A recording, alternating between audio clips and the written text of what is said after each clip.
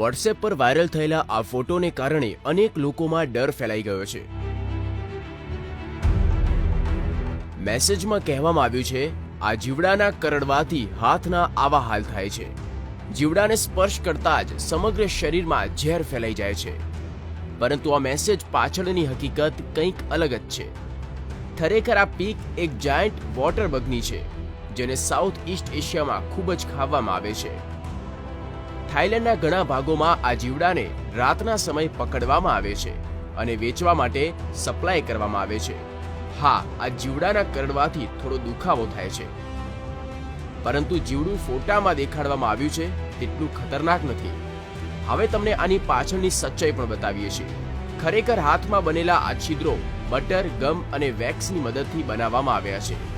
સૌથી પહેલા હથેળીમાં વેક્સ લગાવી દો, તે બાદ ગમને બટરની સાથે સમગ્ર હથેળીમાં ફેલાવવામાં આવે છે।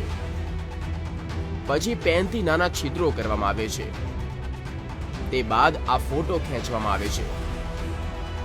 જો તમારા પાસે પણ આવો ફોટો આવ્યો હોય તો તેની હકીકત જાણ્યા વગર તેને ફોરવર્ડ ન કરો। રિપોર્ટ દિવ્યભાસ્કર.com।